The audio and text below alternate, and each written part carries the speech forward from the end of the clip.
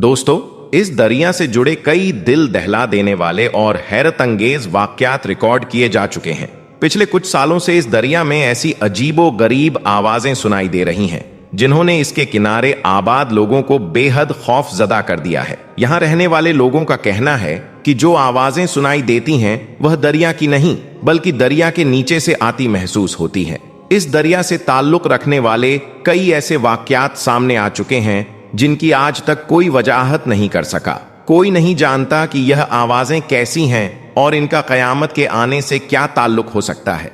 दोस्तों, एक ऐसा दरिया जिसके सूखने का इंतजार दज्जाल कर रहा है, और एक ऐसा दरिया जिसने कयामत से पहले की बताई हुई निशानियों को जाहिर करना शुरू कर दिया है। एक ऐसा दरिया जिसके सूखने के बाद कयामत का आना लाजिम है। दरियाए फुरात एशिया की सबसे लंबी और बहुत ही इंपॉर्टेंट नदी है। यह दरिया तुर्की के टोरस पहाड़ों से शुरू होकर सीरिया और इराक से होते हुए अरब में दजला रिवर से मिलती है और फारस की खाड़ी में गिरती है। इस दरिया की खास बात यह है कि इसका जिक्र बाइबल में भी मिलता है और दूसरे रिलीजन में भी इस दरिया के बारे में कई सारी हदीस बयान की गई हैं। इस दरिया को मुख्तलिफ मजहबों में अलग अलग अहमियत दी गई है। इसके अलावा इस दरिया से सोने के पहाड़ के जाहिर होने की पेशेनगोई भी की गई है। इसके अलावा यह भी बताया गया है कि कयामत की बड़ी निशानियों में से एक निशानी यह भी होगी कि यह दरिया पूरी तरह से सूख जाएगा। दोस्तों, कयामत से पहले इस दरिया से कई सारी ऐसी निशानियां जाहिर होंगी जिससे यह पता चलेगा कि कायनात का खात्मा अब करीब है, यानी कि कयामत अब ज्यादा दूर नहीं है। गुजरे कई सदियों से तो यह दरिया बहुत ही खामोशी से बह रहा था, लेकिन अभी कुछ सालों से इस दरिया में कई सारी बड़ी तब्दीलियां जाहिर हो रही हैं। और अगर बात की जाए इन आवाजों की, तो कई सारे एक्सपर्ट्स का कहना है कि शायद यह दरिया हमारे साथ सरसराहट में बातें कर रहा है। और यह आवाज उस वक्त सुनाई देना शुरू हुई जब दरियाए फुरात के इस खुश्क हिस्से में आर्कियोलॉजिस्ट ने खुदाई करना शुरू करी। इन आवाजों के बारे में कई सारे लोग ऐसे हैं जिनका कहना यह भी है कि यह आवाजें इस दरिया के नीचे कैद उन फरिश्तों की हैं जिन्हें एक वक्त में जमीन पर उतारा गया था और फिर जमीन पर ही कैद कर दिया गया, जिनको वह लोग फॉलोइंग एंजल्स कहते हैं, क्योंकि उनका मानना है कि हजरत ईसा अलैहिस्सलाम भी इसी जगह पर आएंगे। जैसा कि हमने आपको पहले बताया था कि बहुत से मजहब का इस दरिया के बारे में अलग अलग ख्याला है। दोस्तों, इस्लामिक स्टडी के अकॉर्डिंग और इस हदीस के मुताबिक दरियाए फुरात से एक बहुत बड़ा सोने का पहाड़ निकलेगा और कयामत से पहले पहले वह जाहिर होगा, जिसकी वजह से बहुत बड़ी लड़ाई होगी और बहुत ज्यादा लोग इसमें मारे भी जाएंगे। वहीं कुछ दूसरे मजहब के लोगों का यह भी मानना है, जैसा हमने आपको बताया, कि इस दरिया में फॉलोइंग एंजल्स आए थे जिनको लोग फरिश्ते कहते हैं, और वह यह कहते हैं कि आसमान से कुछ फरिश्ते जमीन पर भेज दिए गए थे जो कि इसी दरिया में आए थे। और वहीं दूसरी तरफ इन आवाजों पर रिसर्च करने वालों का यह भी कहना है कि यह आवाज इस दरिया में मौजूद उन गारों से आ रही है जिन्हें यहाँ के लोग विस्पर होल बताते हैं। तो वहीं कुछ मजहबी लोगों का यह भी कहना है कि शायद यहाँ कोई जिन्नात वगैरह मौजूद हों जो इस दरिया से आने वाली तब्दीलियों की वजह से काफी ज्यादा परेशान हो चुके हैं। इस दरिया के बारे में यह भी बताया जाता है कि यह दरिया कोई आम दरिया नहीं है, बल्कि एक रूहानी दुनिया और हमारी दुनिया के दरमियान एक बाउंड्री है, क्योंकि जैसा कि हदीस में बताया गया है कि इस दरिया का पानी सिदरतुल मुंतहा की जड़ों से आ रहा है और अब इस दरिया का पानी मुसलसल कम होता ही जा रहा है, जिसकी वजह से यहाँ रहने वाली मखलूक बेचैन होकर आवाज निकाल रही है। इस मखलूक को काफी शदीद तकलीफ हो रही है और यह इसी तकलीफ की वजह से चिल्ला रही होगी। बहरहाल दोस्तों, जो भी हो, यह दरिया बहुत ही तेजी के साथ सूख रहा है। जानकारों का कहना है कि अगर यह सब कुछ ऐसा ही चलता रहा तो साल 2040 तक यह दरिया पूरी तरह से सूख जाएगा, और यह हमारे लिए बहुत ही खतरनाक बात है, क्योंकि इसका ताल्लुक इस्लाम में कयामत के करीब आने से है। यह सब कयामत की निशानियां हैं जो कयामत के जाहिर होने से पहले पूरी होनी है। प्यारे दोस्तों, 6 जून 2022 को एक बहुत बड़ी खबर निकल कर आई थी। इसके बारे में इसमें बताया गया था कि इस दरिया के सूखा होने से 3500 बरस पहले की एक पुरानी बस्ती को ढूंढ लिया गया है। आर्कियोलॉजिस्ट के नजदीक जाहिर होने वाली यह बस्ती 1475 ईस्वी से 1275 ईस्वी के बीच बनी हुई थी। प्यारे दोस्तों, यह शहर बगदाद से 100 किलोमीटर दूर दरियाए फुरात के किनारे ढूंढ लिया गया था। इसे इंसानी तारीख का पहला शहर बताया जाता है, जिसकी आबादी 3 लाख से भी ज्यादा थी। दोस्तों, हमारे प्यारे आका हुजूर अकरम सल्लल्लाहु अलैहि वसल्लम ने फरमाया है कि कयामत उस वक्त तक नहीं आएगी जब तक कि दरियाए फुरात से सोने का पहाड़ जाहिर ना हो जाए, और इस पहाड़ के जाहिर होने के बाद इस पहाड़ के पीछे बहुत बड़ी जंग होगी, और इस लड़ाई में हर 100 में से 99 आदमी मारे जाएंगे। इन सभी लोगों में से हर कोई यह सोचेगा कि शायद मैं बच जाऊंगा, और फरमाया गया कि अगर तुम उस वक्त मौजूद हो तो उस पहाड़ में से हरगिज कुछ भी मत लेना। कई एक्सपर्ट्स का मानना है कि जो शहर यहां से मिला है, यहीं पर सोने का पहाड़ है। इस शहर के नीचे सोना मौजूद है, लेकिन दोस्तों अभी तक इस जगह से सोने का कोई भी खजाना दरियाफ्त नहीं हुआ है। लेकिन बहुत से इस्लामी स्कॉलर का यह भी कहना है कि यह सोना रियल गोल्ड होगा, जिसके पीछे दुनिया की बड़ी बड़ी ताकतें जंग लड़ेंगी, और यह सोना दरिया के नीचे से निकलेगा, यानी दरिया को फाड़ कर निकलेगा। और दोस्तों, आप तो जानते ही होंगे कि हिस्ट्री में भी सोने को लेकर बहुत बड़ी बड़ी जंग पहले भी हो चुकी है। प्यारे दोस्तों, साल 1846 में अमेरिका और मेक्सिको के बीच एक बहुत बड़ी जंग हुई थी, जिसमें बहुत से लोगों को सोने की वजह से मार दिया गया था, और यह लड़ाई भी गोल्ड की वजह से हुई थी। हिस्टोरियन का कहना है कि इस लड़ाई में तकरीबन 1 लाख से ज्यादा अमेरिकन नेटिव मारे गए थे। इस जंग को कैलिफोर्निया गोल्ड रश के नाम से जाना जाता है। ऐसी बहुत सी जंग हिस्ट्री में पहले भी हो चुकी है, जब इंसानों ने सोने के लिए एक दूसरे से जंग की है, एक दूसरे के दुश्मन बने, एक दूसरे को मारना शुरू किया। अब आप इस बात से अंदाजा लगा लीजिए कि इस वक्त जो माहौल बना हुआ है पूरी दुनिया का, और जंग का लगातार यह माहौल बना हुआ है, और काफी टाइम से यह लड़ाइयां भी चल भी रही हैं, तो उस वक्त क्या आलम होगा जब यह सोने का पहाड़ निकलेगा। हो सकता है इस पहाड़ की वजह से वर्ल्ड वॉर हो जाए। तो आप सोचिए कि वह कितना सोना होगा जिसके लिए ऐसी जंग होगी, जिसके बारे में हदीस में भी बयान किया गया है। और दोस्तों, यह वही दरियाए फुरात है जिसके बारे में दज्जाल ने एक जजीरे पर हजरत तमीमदारी रदी अल्लाह ताला अन्हु से सवाल किया था। यानी दज्जाल को भी इस दरिया के सूखने का इंतजार है। प्यारे दोस्तों, हमें खुद को उन बड़े और खौफनाक हालात के लिए तैयार करना है, क्योंकि बहुत तेजी से कयामत हमारे करीब आ रही है। अल्लाह से यही दुआ है कि वह हमें दुनिया और आखिरत की तमाम कामयाबी अता फरमाए, और हम सबके लिए आसानी का मामला फरमाए, और कहने सुनने से ज्यादा अमल करने की तौफीक भी अता फरमाए। आमीन या रब्बुल आलमीन। दोस्तों, तुर्की में एक 1500 साल पुरानी किताब मिली है, और कहा जाता है कि इस किताब में हजरत मोहम्मद सल्लल्लाहु अलैहि वसल्लम की आमद की खबर दी गई थी, यानी उस नबी की पैदाइश की पेशेन गोई जो सारी इंसानियत के लिए रहमत बनकर आए। यह सुनकर ही इंसान का दिल पूछता है, आखिर वह कौन सी किताब है जो इस्लाम से पहले ही आखिरी नबी के आने का जिक्र करती है। तो आइए दोस्तों, इस पूरी हकीकत को गहराई से जानते हैं। दोस्तों, दुनिया में कई बार ऐसी पुरानी चीजें मिल जाती हैं जो इंसान के तसव्वुर और सोच को हिला देती हैं। कुछ साल पहले तुर्की में एक ऐसी ही किताब मिली जिसे देखकर आलिम, तारीखदान और मजहबी माहिर सब हैरान रह गए। कहा जाता है कि यह किताब करीब 1500 साल पुरानी है, और इसे बाइबल का एक बहुत पुराना नुस्खा बताया गया। तुर्की के अफसरों ने बताया कि यह किताब जानवर की खाल पर लिखी गई है, और इसके हर लफ्ज को सोने जैसे रंग से लिखा गया है। इस किताब की लिखावट, उसका रंग और उसकी हालत देखकर ही अंदाजा लगाया जा सकता है कि यह इस्लाम के आने से पहले की किताब है। इस किताब को बहुत से लोग गोस्पल ऑफ बारनाबस कहते हैं। कहा जाता है कि इसमें हजरत ईसा अलैहिस्सलाम के बारे में कई बातें लिखी गई हैं जो मौजूदा बाइबल के नुस्खों से बिल्कुल अलग हैं।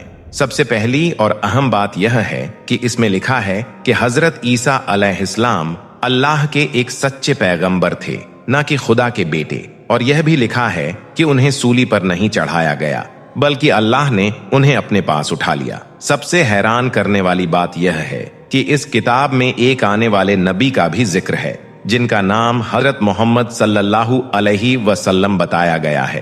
किताब में साफ लिखा है कि आने वाले वक्त में एक अजीम नबी इस दुनिया में हक के पैगाम के लिए आएंगे। अगर यह बात सही साबित होती है तो यह दुनिया की सबसे पुरानी किताबों में से एक होगी, जिसमें हजरत मोहम्मद सल्लल्लाहु अलैहि वसल्लम की पैदाइश और आमद की भविष्यवाणी पहले से दर्ज है। इतिहास के माहिर कहते हैं कि पहले की आसमानी किताबों में हमेशा अगले नबी का इशारा होता था। जैसे तौरात में हजरत मूसा अलैहिस्सलाम के बाद आने वाले नबी के बारे में इशारे मिले, उसी तरह इंजील में भी आने वाले पैगंबर की निशानियां बताई गई हैं और गॉस्पेल ऑफ बारनाबस में यह बात बड़ी साफ तरीके से दर्ज है। अब इस तुर्की में मिली किताब की एक और बड़ी बात यह है कि इसमें लिखा है कि हजरत ईसा अलैहिस्सलाम को सूली पर नहीं चढ़ाया गया, बल्कि एक और शख्स यहूदा जो उनके जैसा दिखता था उसे गलती से सूली पर चढ़ा दिया गया, जबकि हजरत ईसा अलैहिस्सलाम को अल्लाह ने अपने पास उठा लिया। यही सच्चाई कुरान शरीफ में भी मिलती है कि हजरत ईसा अलैहिस्सलाम को सूली नहीं दी गई। दोस्तों, आपको यह जानकर हैरानी होगी कि सदियों तक इस किताब को लोगों से छुपा कर रखा गया।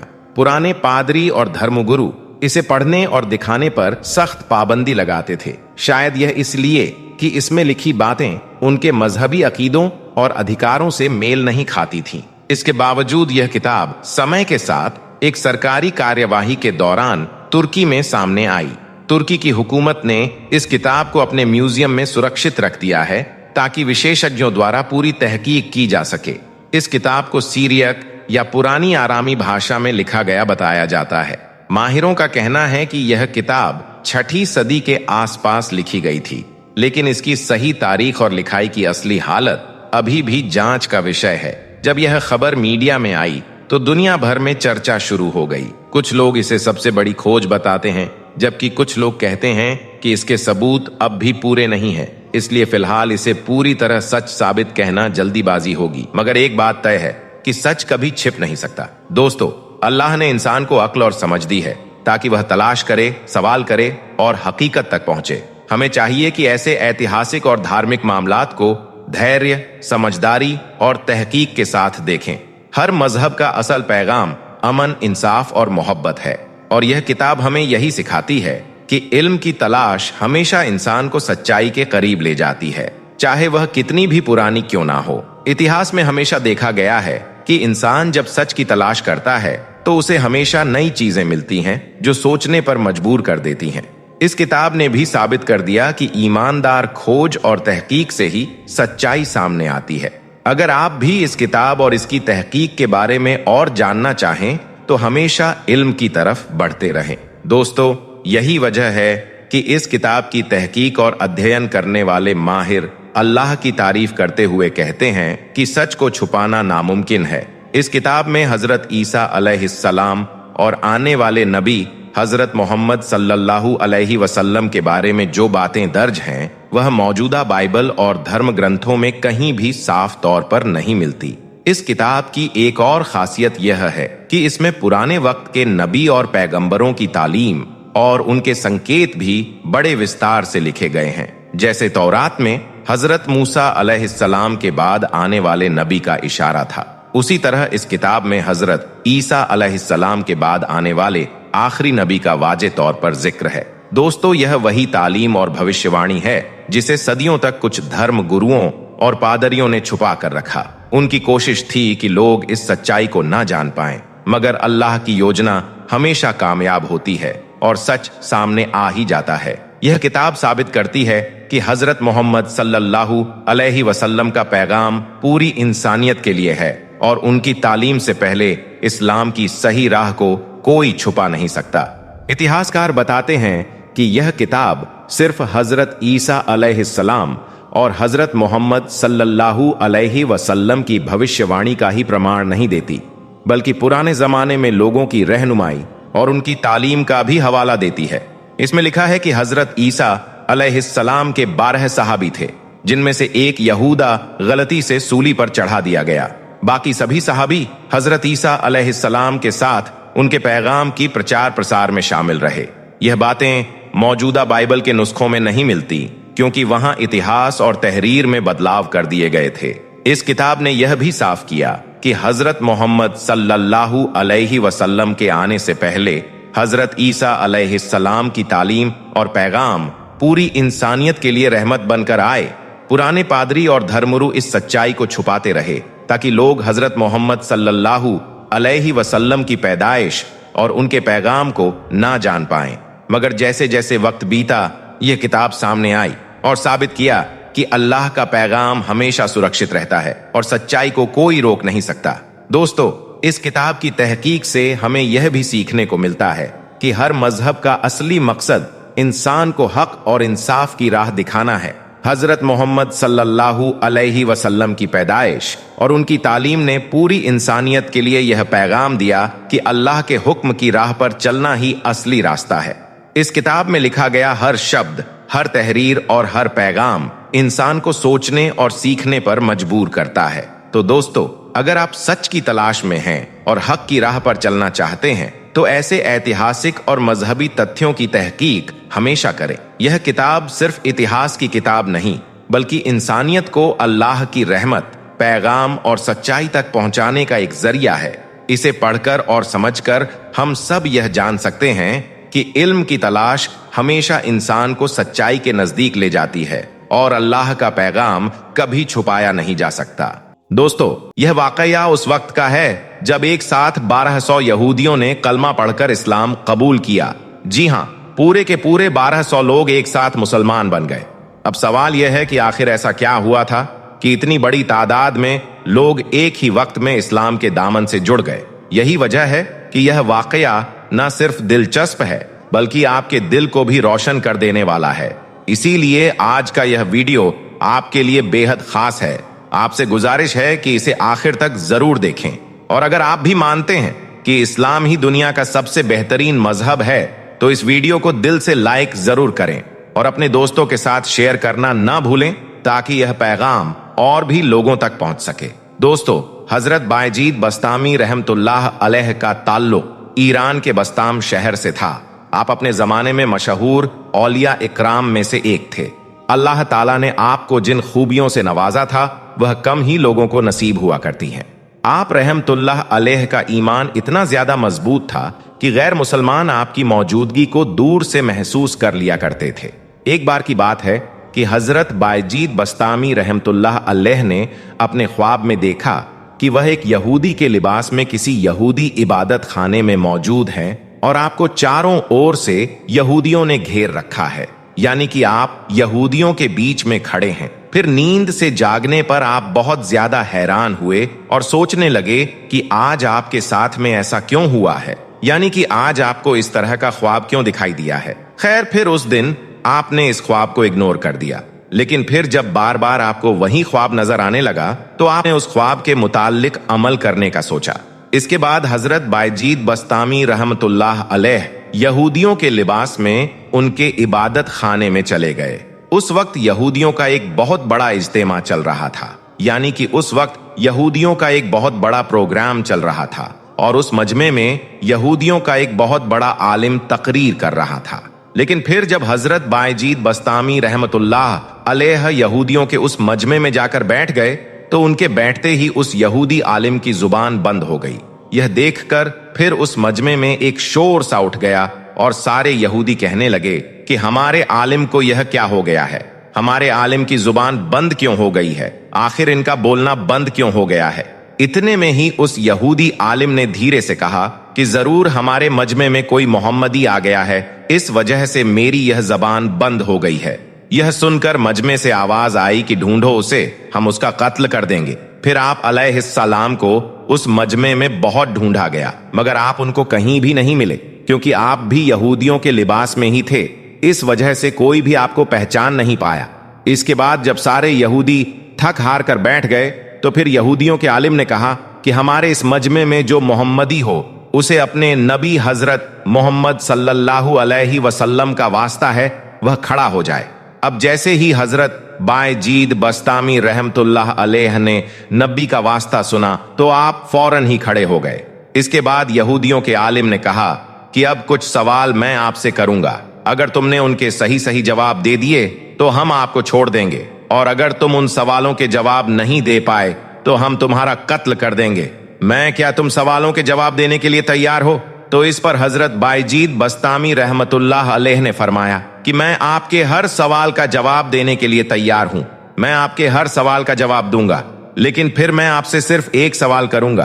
क्या तुम मेरे उस सवाल का जवाब दोगे? तो इस पर यहूदी आलिम ने कहा कि हाँ, मैं आपके उस सवाल का जवाब जरूर दूंगा। दोस्तों, अब पूरा मजमा खामोश होकर बैठ गया और सवालों का सिलसिला शुरू हो गया। यहूदी आलिम ने मजमे की तरफ देखा, फिर तल्ख भरे लहजे में पहला सवाल किया कि वह एक बताओ जिसका दूसरा नहीं है। तो यह सुनकर हजरत बायजीद बस्तामी रहमतुल्लाह अलैह ने फरमाया कि अल्लाह एक है, उसका दूसरा नहीं है। फिर यहूदी आलिम ने पूछा कि वह दो बताओ जिसका तीसरा नहीं है। तो आपने फरमाया कि दिन और रात दो हैं, इनका तीसरा नहीं है। यहूदी आलिम ने फिर पूछा कि वह तीन बताओ जिसका चौथा नहीं है। तो इस पर आप रहमतुल्लाह अलैह ने फरमाया कि लोहे कलम यानी कि कुर्सी तीन है, इनका चौथा नहीं है।